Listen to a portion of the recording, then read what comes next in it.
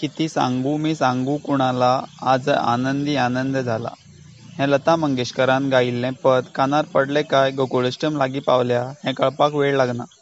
कोणाच्या तरी घरांत आयज कृष्ण कन्हैया येतलो हे जाणवियेन मन प्रसन्न जाता. कृष्णाक कितल्याशाच नांवांनी वळखतात. गोविंद, गोपाळ, नंदलाल, माखन चोर, कान्हा, गोपीकृष्ण, राधाकृष्ण, नंदकिशोर, बन्सीलाल आनी हेर. अष्टम हो सण श्रावणांत येता. तो एकूच रातच्या वेळार मनयतात, कारण कृष्णाचो जल्म रातच्या 12 वरांचेर जाल्लो. त्या दीस बायलो फांतोडेर उठून घर निवळ करता. मागीर सावळें न्हेसून फुलांनी देवघर सजयतात. पाटा भोंवतणी सुंदर रांगोळी घालतात. तपकांत कृष्णाची ल्हानशी मुर्ती दवरतात. तिची पुर्यत वा घरांतलो जाणकार भक्तिभावान हळदी कुकूम लावन फुलां ओंपून पुजा करता. दुपारती पंचारती दाखयतात. कापूर उजवातीच्या वासान घरांतलें वातावरण प्रसन्न जाता. कृष्णाक परजाताचे कळे आनी तुळश्यो सामक्यो मोगाच्यो देखून त्यो चुकनासतना ताका घालतात. आरती जातकच पंचखाद, केळीं, तवशीं, आपोलाचे कुडके नैवेद्य दाखयतात. ही पुजा रातची 12 जाता.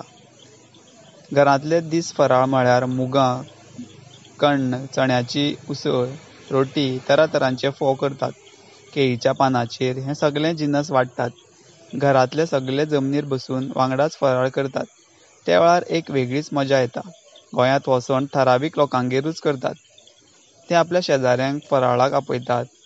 कोणाक येवपाक शक्य जायना ताका घरा व्हरून फराळ दितात. सगळे प्रसाद खावन तृप्त जातात. अष्टमीचे राती राधाकृष्ण देवकी कृष्णाच्या देवळांत शेकड्यांनी लोकांचे हजेरींत अष्टम मनयतात. ल्हान भुरग्यांक कृष्ण, चलयांक राधा करून ताची मिरवणूक काडटात. महाराष्ट्रांत दहीहंडी उत्सव जाता. गोंयांतूय आतां ही प्रथा रुजल्या.